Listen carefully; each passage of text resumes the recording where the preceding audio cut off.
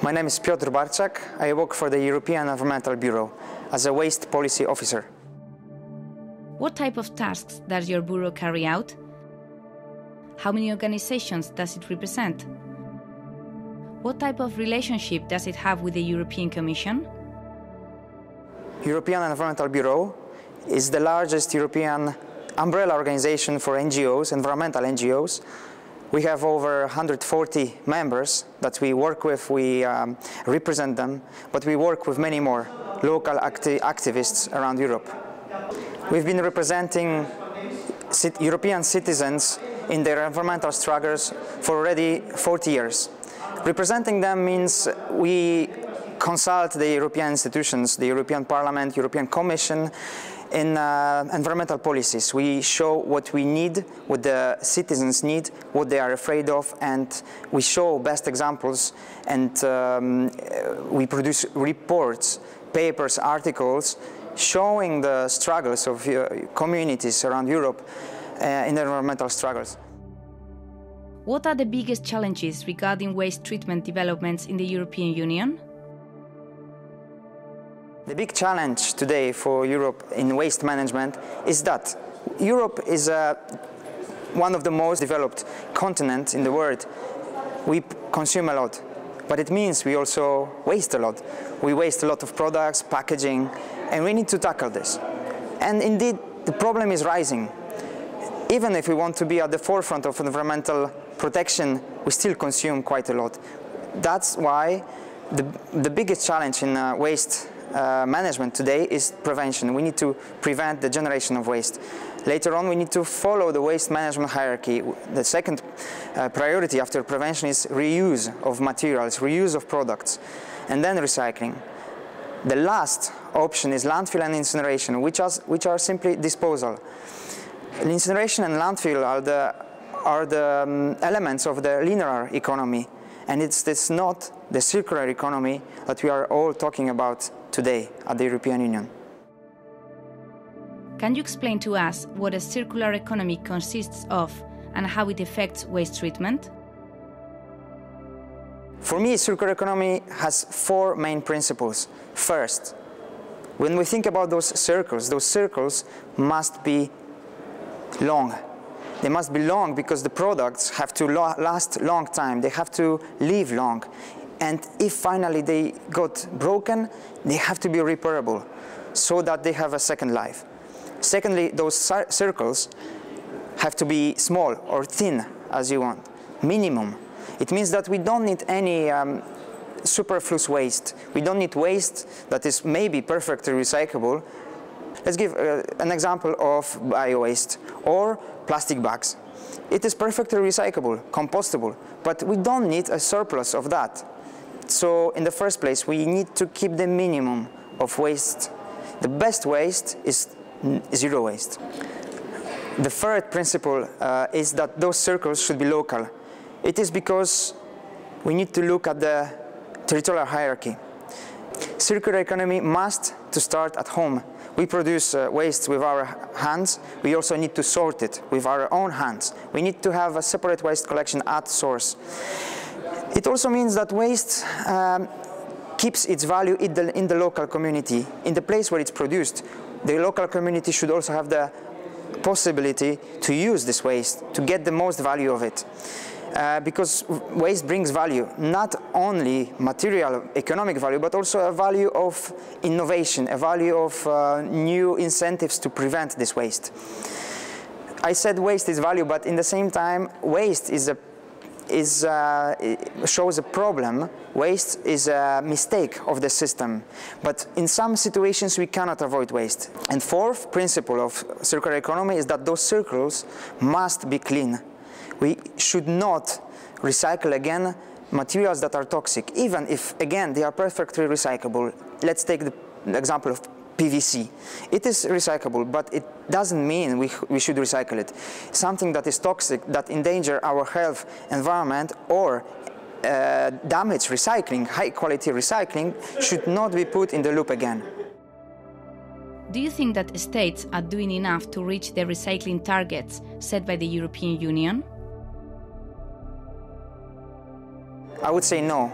what I've seen already from my experience is that governments are slowing down actually the circular economy. These are the industries that want to keep up and to bring circular economy into practice. But the governments are slowing down. They lack of legislation and they lack of responsibility. They lack of their incentive. Their crucial role of legislator.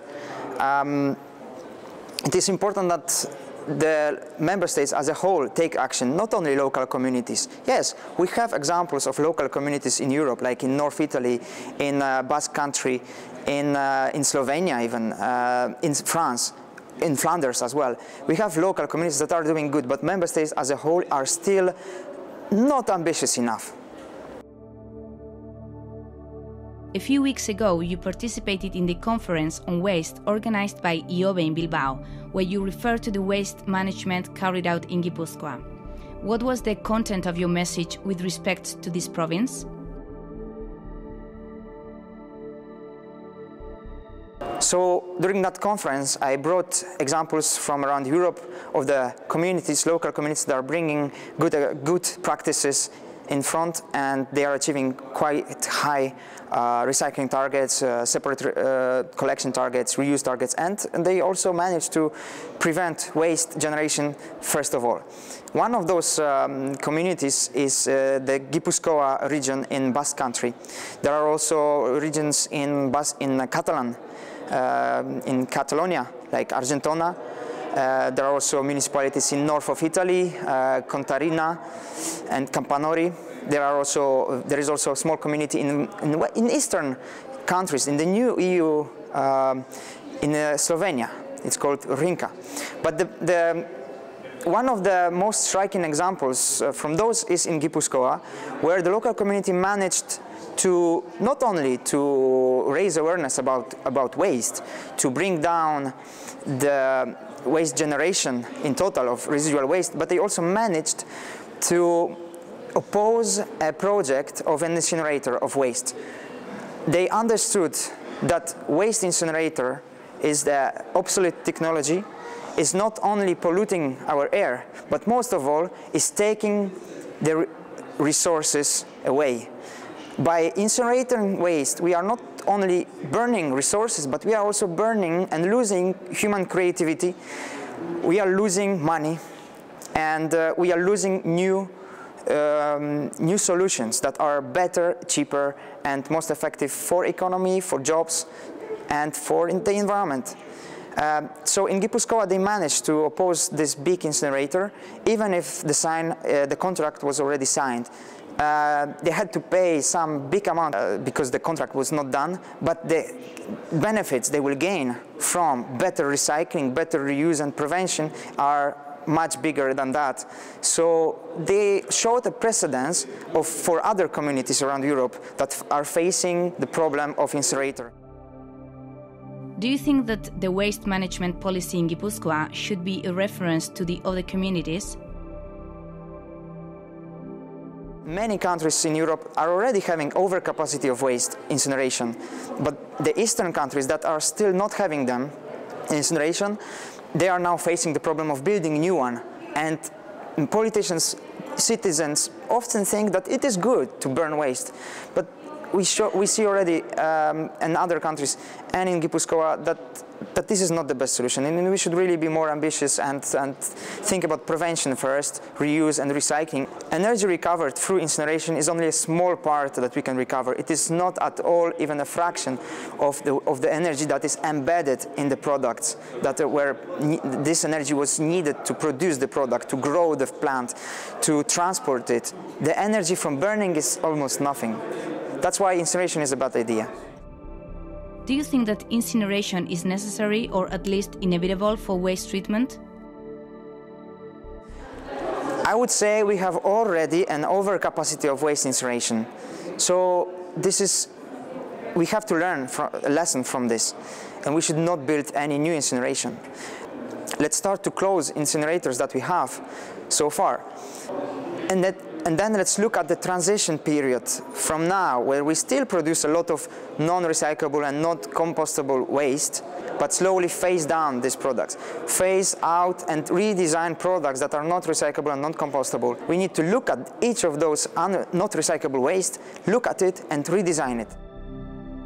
Does incineration bring about the disappearance of landfills?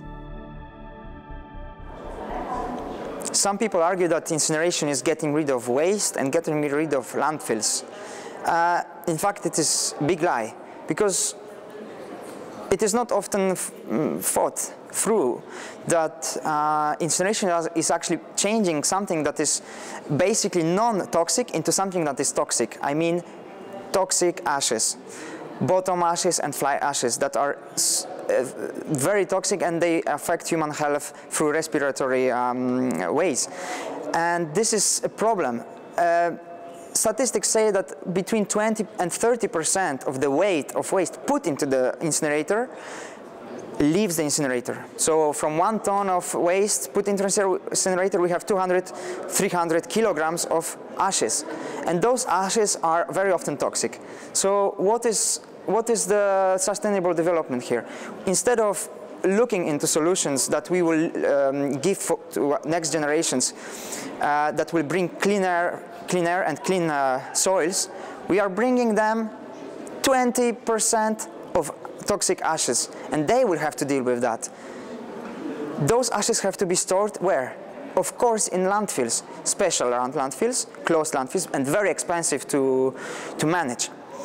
So nobody can tell me that incineration is reducing landfills.